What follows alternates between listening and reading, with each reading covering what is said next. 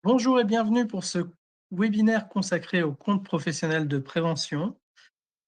Nous avons eu un petit problème technique, ce qui fait que pour ceux qui sont connectés en ce moment, vous avez reçu un lien de secours qu'on vous a envoyé un petit peu au dernier moment, ce qui fait qu'il y a beaucoup moins de personnes que ceux qui étaient inscrits.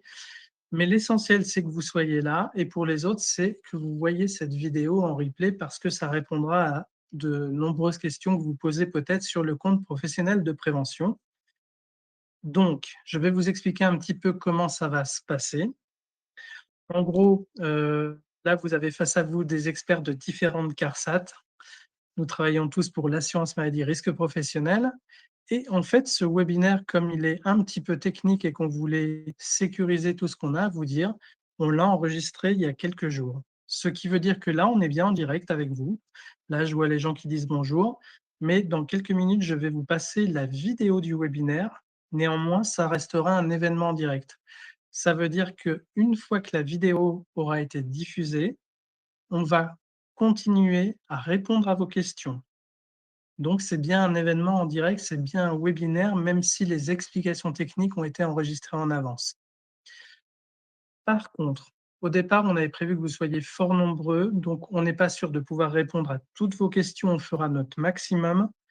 Essayez de ne pas poser des questions trop personnelles, essayez de poser des questions plutôt générales, mais qui vous concernent et surtout faites attention à ne pas partager de données personnelles. Évidemment, n'indiquez pas du tout, vos numéros de sécurité sociale ou autre chose. Là, on est vraiment sur des questions larges sur le dispositif pour bien vous renseigner. Maintenant que les choses sont dites et parce que, si je ne me trompe pas, dans notre enregistrement, on se présente tous, je vais appuyer sur play de cette petite vidéo et à la fin de la vidéo, on vous reprend en direct pour la suite des questions. Bon visionnage.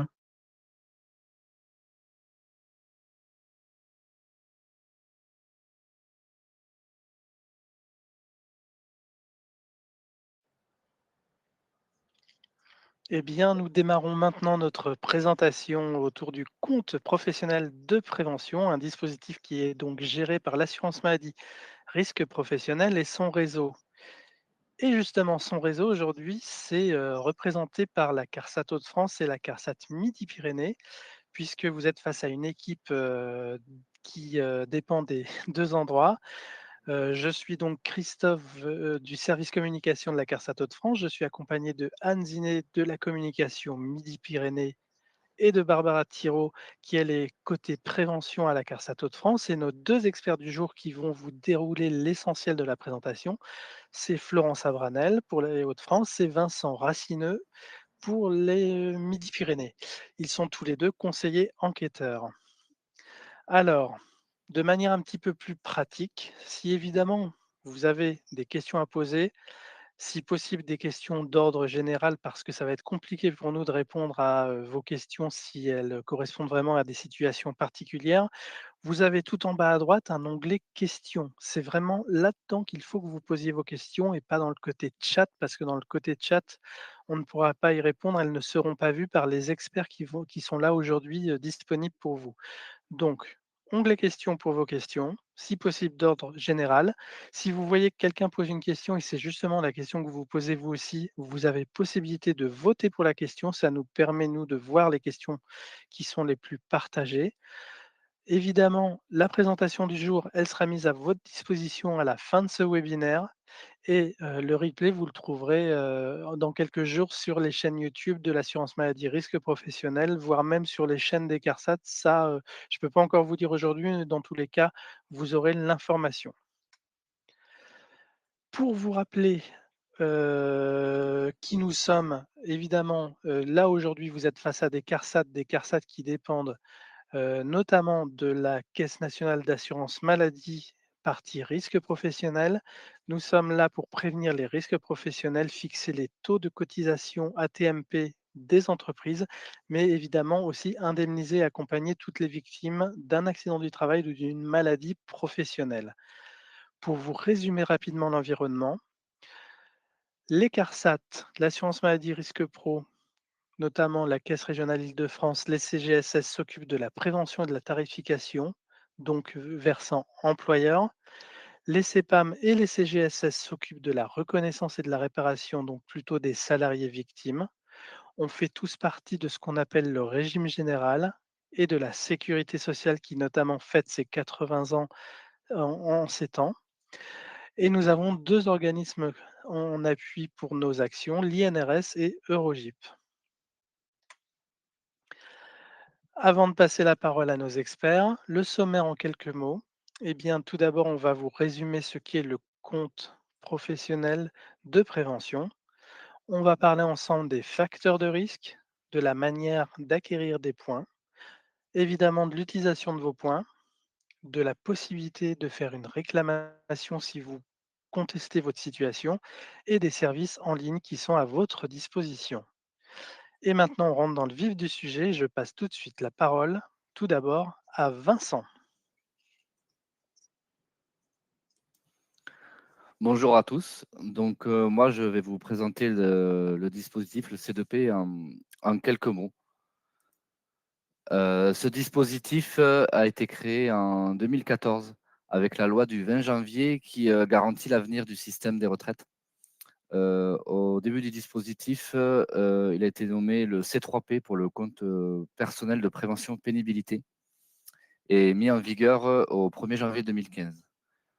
Une date importante aussi à retenir pour ce dispositif, c'est 2017 avec les ordonnances Macron qui réforment le dispositif pour l'intégrer dans la branche risque professionnel et pour écarter du dispositif 4 facteurs qu'il y avait au début du dispositif, c'est-à-dire les vibrations, les postures pénibles, les manutentions manuelles de charge et les agents chimiques dangereux.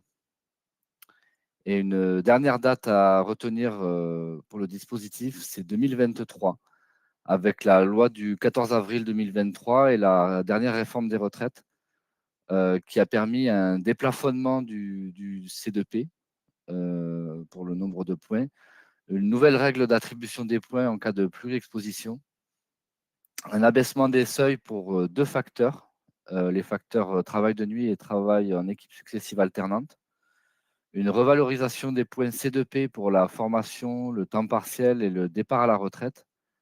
Et dernière modification, mais plutôt une création, une nouvelle utilisation des points, la reconversion professionnelle. Alors, la philosophie globale du dispositif avec ses objectifs, c'est de contribuer à réduire les effets de l'exposition au risque professionnel.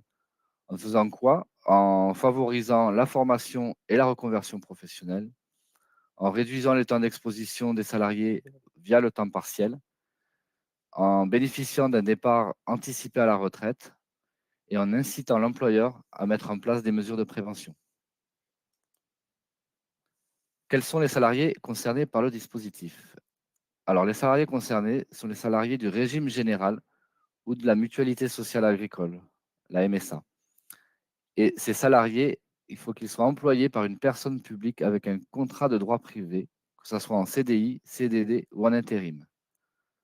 Ces contrats, il faut qu'ils soient d'une durée supérieure ou égale à 1 mois, peu importe la nature du contrat, CDI, CDD, intérim ou contrat spécifique comme l'apprentissage. Et ces salariés, ils doivent être déclarés exposés par leur employeur à un ou plusieurs des 6 facteurs en vigueur dans le cadre du C2P. Ce qu'il faut savoir, c'est que les nouveaux embauchés, à partir du 1er septembre 2023 des entreprises des anciens régimes spéciaux tels que la RATP, Banque de France ou les industries électriques et gazières sont également concernés par le C2P. Les salariés non concernés par le dispositif sont donc les salariés détachés en France, les stagiaires, les agents publics, les salariés affiliés à un régime spécial de retraite et les salariés des particuliers employeurs. Euh, les grands principes du C2P reposent sur 2 obligations de l'employeur. La première, c'est l'évaluation par l'employeur. Quelle que soit la taille de l'entreprise et son statut juridique, l'employeur est censé et doit évaluer l'exposition des salariés aux facteurs de risque concernés par le C2P. Cette évaluation, elle est annuelle et l'exposition des salariés est apprécié en moyenne sur l'année dans les conditions habituelles de travail au regard des seuils fixés par les décrets. Et bien sûr, après application des mesures de protection individuelles et collectives. Une fois que cette évaluation est réalisée par votre employeur, ce dernier effectue la déclaration via sa DSN ou le logiciel de paye. Cette déclaration est annuelle.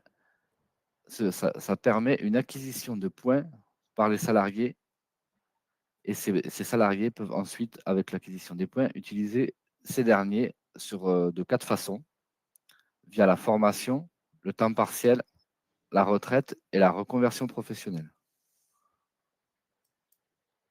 Quels sont les facteurs de risque concernés par le dispositif du C2P, le compte professionnel de prévention? Il en existe donc 6 que vous voyez sur cette slide et je vais revenir sur chacun des 6 facteurs avec les différents seuils réglementaires. Le premier facteur sur lequel je vais porter mes explications est le facteur travail de nuit. À quoi correspond le facteur travail de nuit? Il faut qu'un salarié, pour être considéré exposé au facteur travail de nuit, effectue à minima 1 heure de travail entre minuit et 5 heures du matin et sur une durée minimale de 100 nuits par an. Donc, ce qu'il faut bien préciser, c'est que lorsque votre employeur évalue l'exposition d'un salarié, il ne prend pas en compte les nuits effectuées dans les conditions du travail en équipe successive alternante, le facteur que je vais vous présenter par la suite. C'est vraiment spécifique à des salariés qui font du travail de nuit. Le second facteur est le facteur travail en équipe successive alternante. À quoi ça correspond? Le facteur travail en équipe successive alternante, il y a un seuil qui est de 1 heure de travail entre minuit et 5 heures du matin, et ça sur 30 nuits dans l'année. Ce qu'on entend par travail en équipe successive alternante, c'est les salariés qui se relaient sur le même poste avec un rythme défini, sur des horaires différents sur plusieurs jours, souvent plus communément appelé le 2-8, 3-8 ou travail en équipe, travail posté. Troisième facteur, les activités en milieu hyperbar. Là, il s'agit des activités exercées à une intensité minimale de 1200 hectopascales, et ça sur 60 interventions ou travaux par an.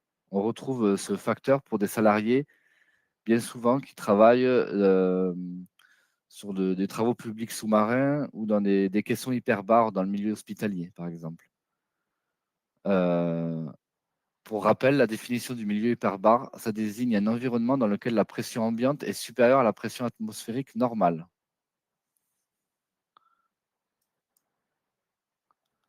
Le facteur travail répétitif est le quatrième facteur.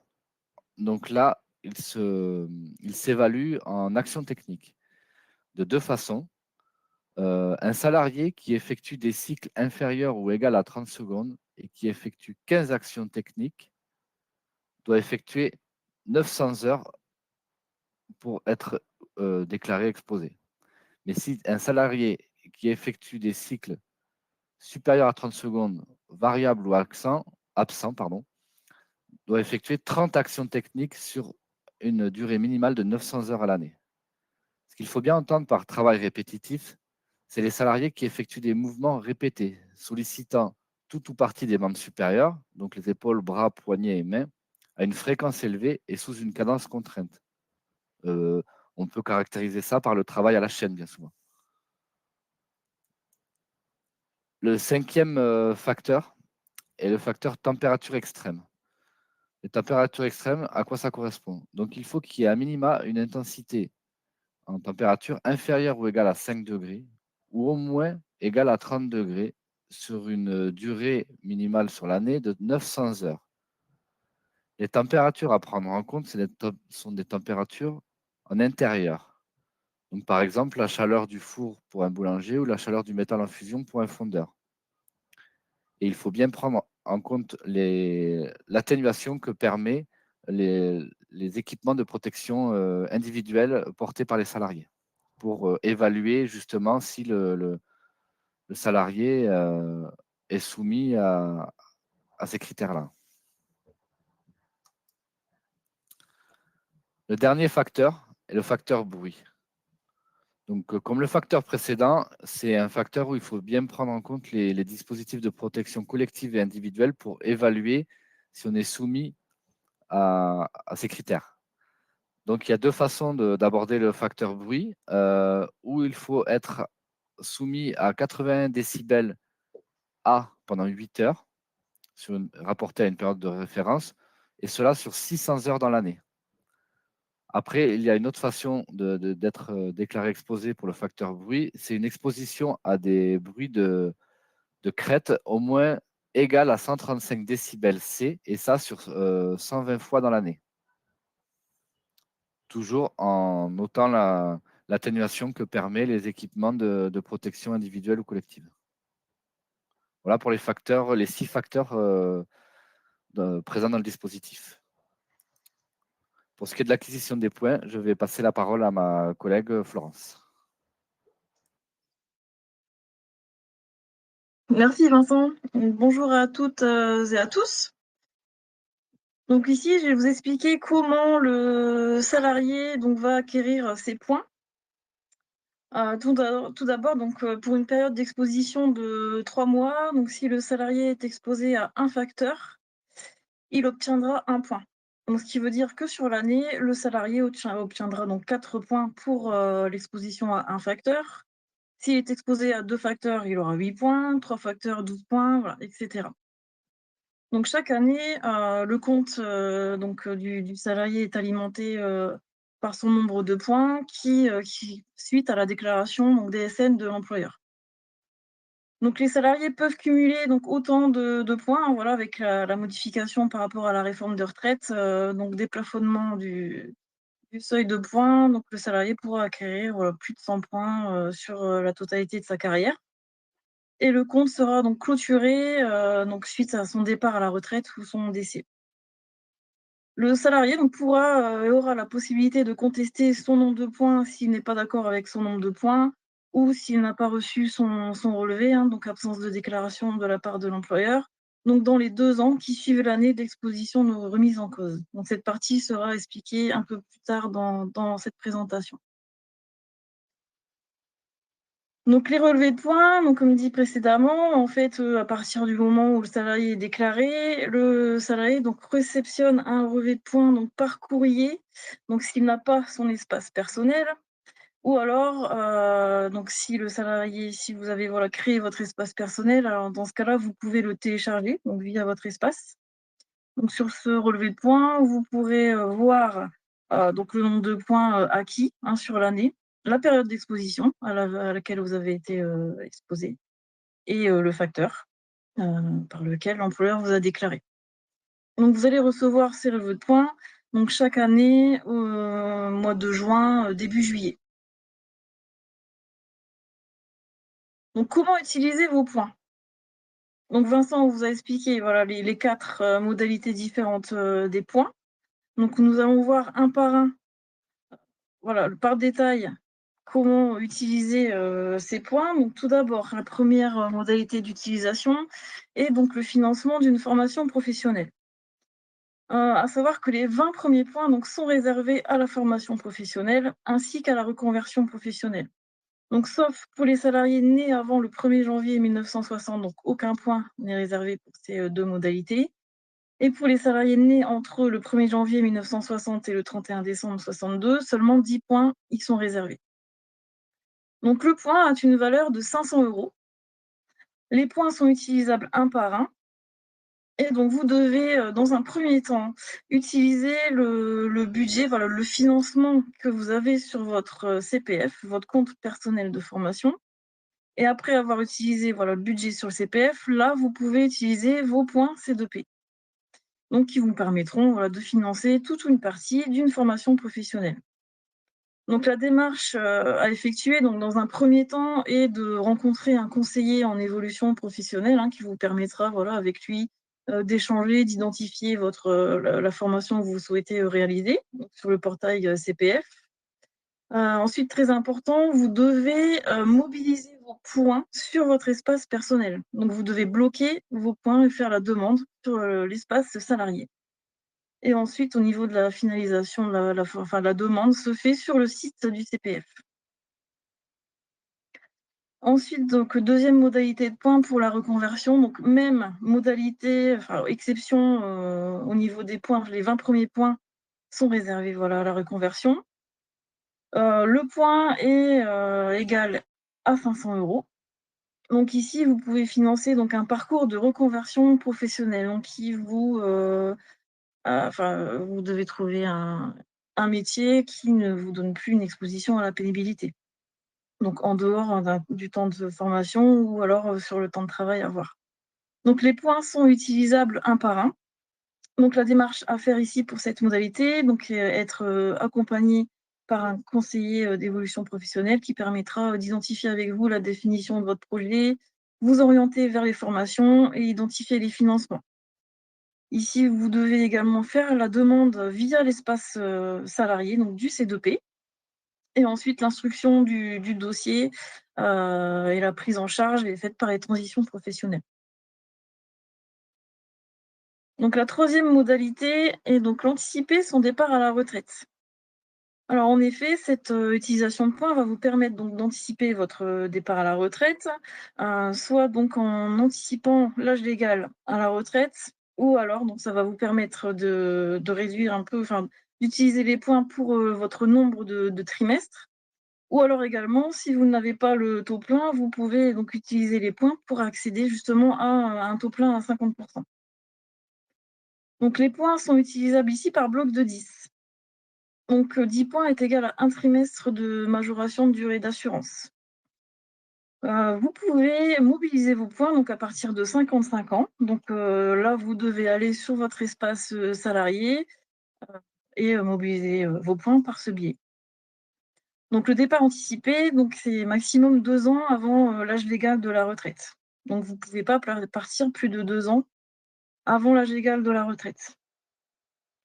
Donc dans un premier temps, au niveau des démarches, vous devez rencontrer un conseiller retraite, donc qui pourra vérifier avec vous donc l'impact sur votre carrière, donc ce qui est très important, hein, avec votre relevé de carrière et voir vos droits à la retraite. Et ensuite, vous devez demander donc l'utilisation des points donc sur votre espace personnel salarié. Et votre compte est clôturé donc suite à votre départ à la retraite. Et la donc quatrième et dernière modalité, donc, est l'aménagement du temps de travail. Donc ça va vous permettre donc de réduire votre temps de travail, donc sur une période définie, hein, que vous choisissez, donc sans perte de salaire. Donc l'employeur assure le maintien de votre rémunération à 100 %. Vous pouvez choisir de réduire votre temps de travail entre 20 % et 80 %. Et donc pour les salariés de moins de 60 ans, vous ne pouvez pas utiliser plus de 80 points donc dans le cadre de cette modalité d'aménagement du temps de travail. Donc les points sont utilisables par bloc de 10. Ensuite, la durée est modulable, donc selon la baisse de travail, hein, le pourcentage de réduction de temps de travail et par rapport au nombre de points que vous allez utiliser. On va voir ça dans la slide suivante. Et la démarche donc pour utiliser ces points pour aménager son temps de travail, donc la première chose à obtenir, c'est l'accord de votre employeur. Étant donné qu'il va y avoir une modification au niveau de votre contrat de travail, l'accord est obligatoire de la part de votre employeur. Donc vous devez également donc mobiliser vos points sur votre espace personnel C2P. Donc un avenant est effectué entre les deux parties, hein, pour dire que vous réduisez votre temps de travail. Et ensuite, nous demandons plusieurs pièces à l'employeur, notamment les avenants, les bulletins de salaire, le RIB, afin que le financement soit fait par le C2P. Donc comme exemple ici, si vous voulez, admettons, réduire votre temps de travail de moitié, donc à 50 % et vous utilisez 10 points, donc ça vous fait 120 jours donc de financés par le C2P. Donc vous pouvez observer qu'ici, plus vous prenez de réduction de temps de travail, donc à 80 %, moins vous aurez de jours de financement par le C2P. Et moins vous prenez de réduction de temps de travail, donc 20 %, ce qui fait une semaine de 4 jours, là vous aurez 300 jours de prise en charge par le C2P. Voilà, ce que j'aimerais rajouter par rapport à à cela, c'est que vos points de formation, donc les 20 premiers points sont réservés à la formation, mais ici, admettons, vous avez 30 points sur votre compte, ça ne veut pas dire que vous devez d'abord utiliser vos points formation ou reconversion. Les 10 points restants, vous pouvez les utiliser pour soit bloquer un trimestre de majoration de durée d'assurance ou alors les utiliser pour réduire votre temps de travail. Ce n'est pas une obligation d'utiliser en premier vos points pour la formation et la reconversion. Ensuite, alors je vais vous expliquer donc la partie de la réclamation. Donc le salarié peut effectuer une réclamation donc pendant les 2 ans suivant l'année d'exposition. Donc ici, nous sommes sur l'année 2025, donc vous pouvez réclamer l'année 2023 et 2024. Donc vous avez jusqu'au 31 décembre 2025 pour pouvoir réclamer l'année 2023. Donc si vous êtes en désaccord avec votre nombre de points que vous avez vu sur votre relevé, vous devez échanger avec votre employeur. Donc si aucun accord n'est trouvé, vous devez donc porter réclamation par courrier auprès de votre employeur. Donc si la réponse ne vous satisfait pas ou si vous n'avez pas de réponse dans le délai imparti des 2 mois, alors vous pouvez donc déposer une réclamation auprès de la CARSAT compétente. Donc le dossier du salarié sera étudié par rapport à sa recevabilité et donc un conseiller enquêteur interviendra à ce moment-là pour vérifier donc l'effectivité et l'exhaustivité de la déclaration de l'employeur. Donc ici, la réclamation est représentée sur un schéma récapitulatif. Donc ici, on est sur la première partie en haut à gauche, donc sur une notification de contestation de l'employeur par le salarié. Donc vous devez attendre 2 mois avant d'avoir la réponse de votre employeur. Après ces 2 mois, vous avez 2 mois pour porter réclamation auprès de la CARSAT compétente. Donc à partir de ce moment, nous, dans les CARSAT compétentes, nous recevons votre réclamation que l'on étudie. Donc soit nous décidons d'étudier la réclamation en faisant une enquête sur pièce. Dans ce cas-là, nous disposons de 6 mois. Ou une enquête sur place, où nous disposons de 9 mois. Donc nous demandons plusieurs pièces justificatives pour les 2 parties. Nous rédigeons un rapport d'enquête avec tous les éléments récoltés sur l'instruction de la réclamation.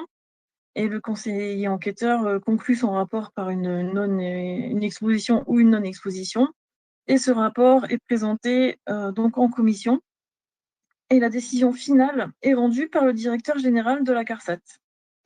Donc suite à cela, une notification est envoyée aux salariés et à l'employeur avec une notion de contestation possible auprès du tribunal judiciaire de votre région dans le délai de 2 mois. Pour votre information, il existe une vidéo sur la chaîne YouTube de l'assurance maladie par rapport à la possibilité d'effectuer une réclamation. Donc avec le QR code représenté ici, vous arriverez directement sur la vidéo comment faire une réclamation.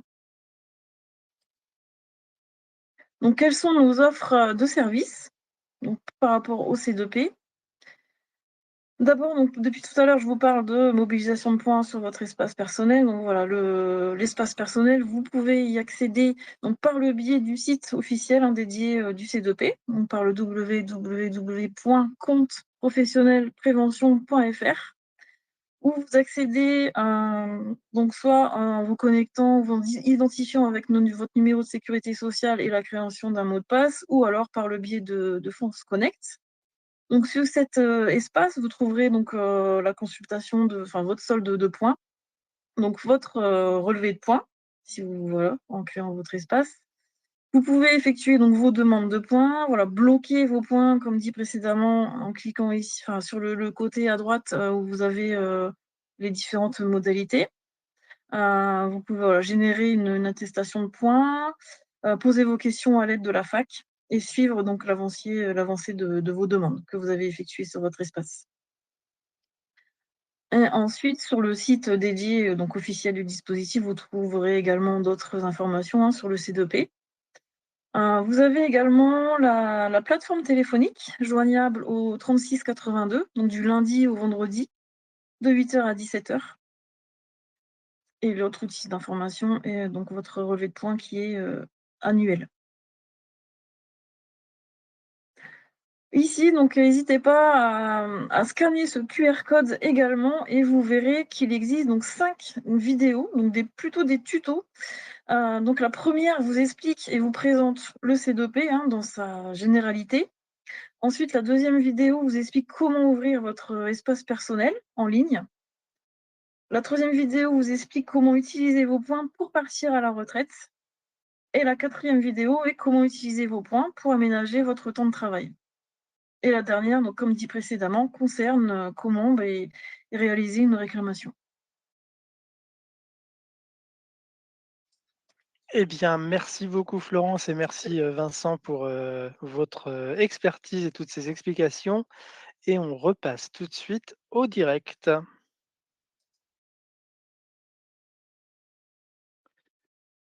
Effectivement, nous sommes de retour au direct. J'espère en tout cas que la vidéo s'est bien passée et qu'elle était fluide de votre côté.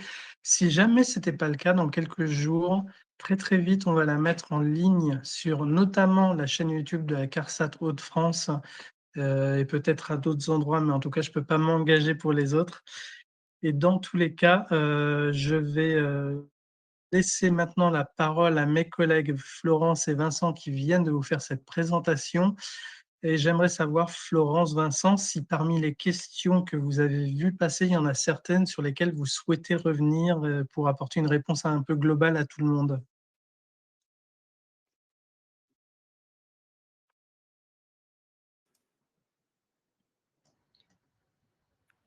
Vincent, ton micro est coupé.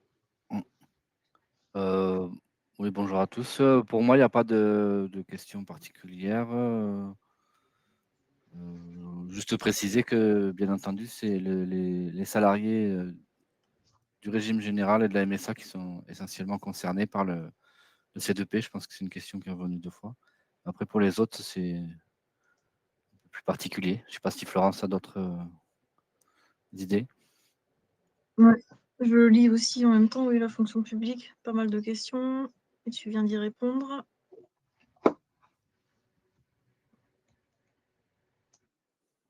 Il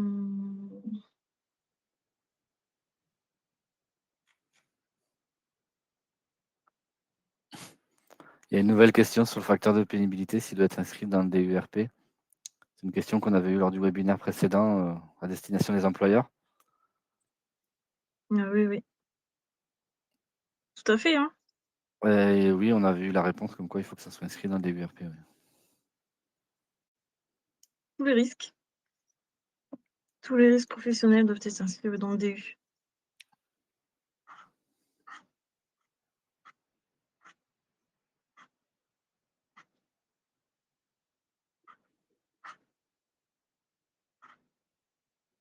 Ensuite, c'est ça, oui, par rapport à la réclamation.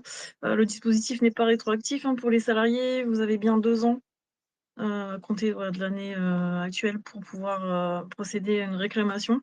Donc là, jusqu'au 31 décembre 2025, vous pouvez contester l'année 2023 et 2024. Je vous envoie, bonjour à tous, une question qui est arrivée dans le chat qui est de Myriam. Comment obtenir son mot de passe et accéder à son compte? Voilà. N'oubliez pas de poser vos questions dans l'onglet questions, c'est plus simple.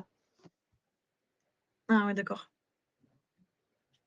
Donc là, si vous avez un souci de connexion, vous pouvez vous rapprocher de la plateforme téléphonique au 36 82. Voilà. Sinon, en tant que salarié, vous vous connectez avec votre numéro de sécurité sociale et un mot de passe, ou alors une connexion par France Connect. Donc avec Amélie, Digipost. Et pour tout souci de connexion, la plateforme existe à ce sujet. Je crois qu'il y a une autre question pour y a-t-il un intérêt à utiliser 10 points pour gagner un trimestre et malgré tout partir après? Par contre, si un des conseillers retraite peut peut-être. C'est-à-dire? Mmh. Bon, Faut être un peu Vous plus aider, c'est bon. explicite dans la Oui, question. dans la question, oui.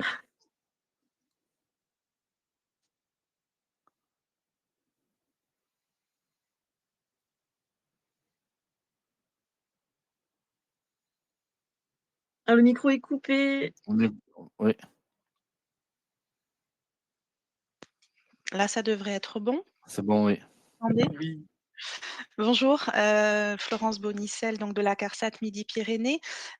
Chaque situation est différente Oui. face à la retraite anticipée carrière longue.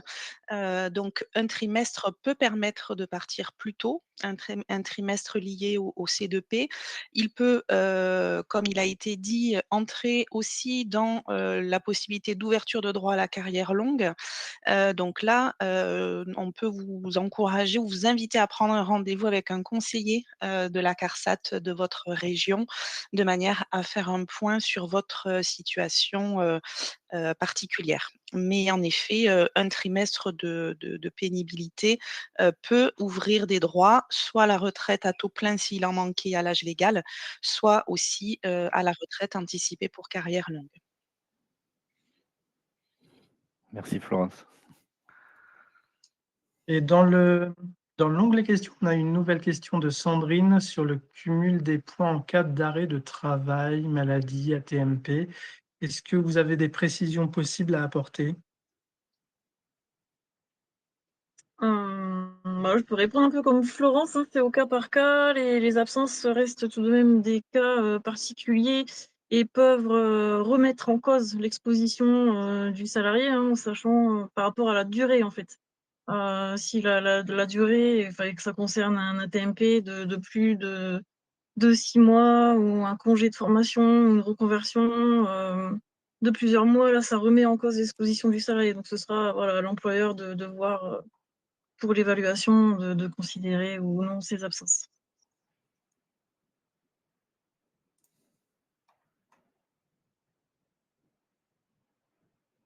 Alors, il y a aussi une question dans le chat, et ça va intéresser, je crois, un petit peu tout le monde. Et là, je pense que cette personne est du côté employeur.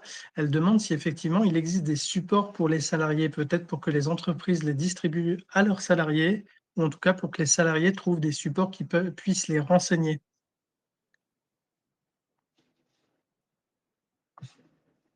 Ah oui, tout à fait, hein. Sur le site du compte professionnel, vous retrouverez ces flyers.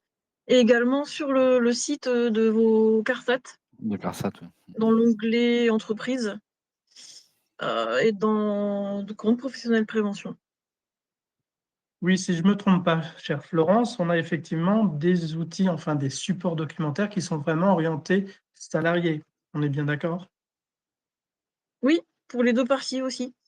Un Ok. flyer salarié et un flyer employeur.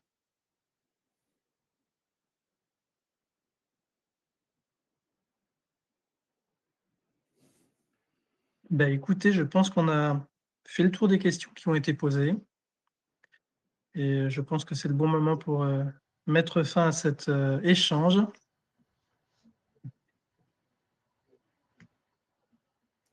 Alors, si personne n'y voit d'inconvénient, je tiens à remercier toutes les personnes qui sont intervenues pour ce webinaire, tant en direct que pour répondre aux questions, et aussi à vous qui êtes présents aujourd'hui et qui avez su rebondir sur un petit souci technique qu'on a eu. Et comme nous vous l'avons dit, effectivement, ce webinaire sera en ligne dans quelques jours sur la chaîne YouTube de la CARSAT Hauts-de-France. Merci à tout le monde et à très bientôt pour d'autres rendez-vous en direct. Au Et revoir. je crois, Christophe, qu'elle sera aussi en ligne sur toutes les CARSAT et sur le site Amélie, normalement. Elle sera à disposition de tous les salariés. Au revoir à tout le monde. Merci, au revoir. Merci, bonne journée. Au revoir. Bonne journée.